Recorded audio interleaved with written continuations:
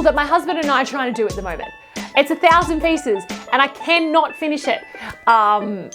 Yeah, that's probably like one of the only things I generally do. Oh, and housework. I feel like it never ends, and no matter how much you do it, there's always more to do. So, yeah. When you buy like a TV series on like DVD or Blu-ray or whatever, and you're like, oh, I'm gonna start that tonight, and you put it in and you watch like 3 or 4 episodes, and then you put it away and you're like, oh, I'll come back to it another time, and then all of a sudden you choose another TV series and then you put that in, and then you watch 3 or 4 episodes, and then you're like, oh, I'll come back to that.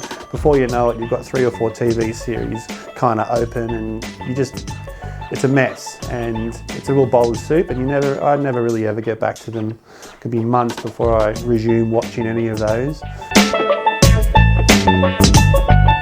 Like, people who fly are just weird. Like, they're fine, but they just do weird things. Like, they just stand up in the middle of the walkway for no reason and just stand there for the whole flight, and then make you walk around them. So, I mean, I guess that's probably one of the strangest things I've seen. And people like taking a very long time in the bathroom on a plane on an hour flight. That's pretty strange. So yeah, probably those things. If you've ever worked or been involved in the industry of retail, then definitely the strangest things that I've ever come across are definitely customers of retail.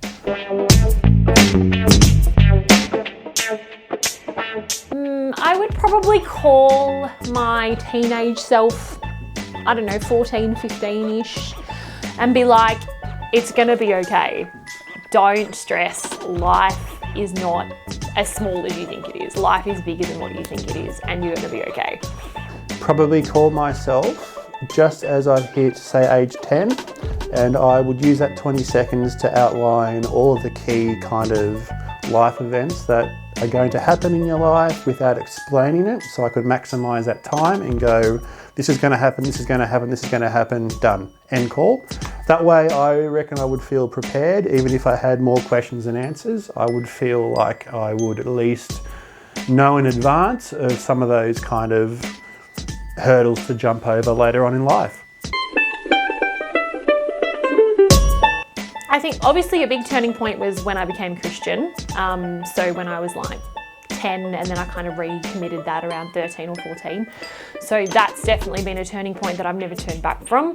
Getting married was a big turning point in my life as well. Like, you realise how selfish you are when you get married, and you have to learn how to compromise.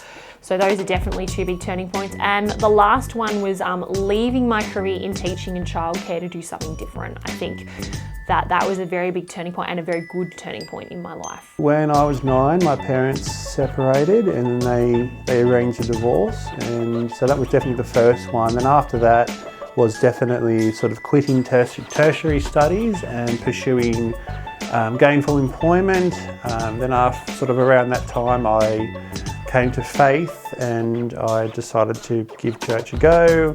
And yeah, I think that's kind of those formative years that really, I think they were turning points, real eye-openers in my life. After that, you know, Mum passed away, and that was a huge event in my world. But definitely, they're the few that I can kind of think of. Oh, a hot mess. I don't know. Something about like, life is messy, but it's okay. Because everyone has problems, and I feel like I would want to encourage people that it's okay to make mistakes, but you're still worthy, and you're not like worth nothing just because you make mistakes and because you're not perfect. Maybe nobody's perfect. Maybe I would call it nobody's perfect. Quote, I don't know everything, but this is what I can tell you. Like, if there were animals, I would go and find cats and pat them. I'd probably find a stable source of food and water so I could survive, and shelter. That's very important. And then I would go and play with all the kitties. I would definitely go through as many kind of good-looking houses as possible. And I'd rummage around, and I'd try and find as many salvageable supplies to sustain my life on Earth if there was, you know, an apocalypse or something like that. Oh, probably along the lines of, like, don't be too hard on yourself. Like, you know, like, accept the fact that you're going to make mistakes and just try and be the best that you can every single day. The worst piece of advice?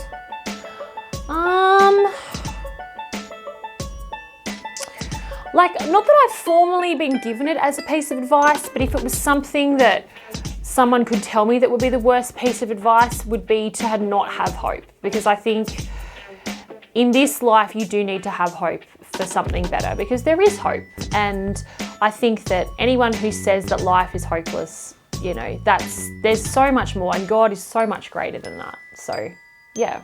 Avoid taking out loans or anything like that. Borrowing money, I think, has always been frowned upon in my life. So yeah, try and own something if at all possible.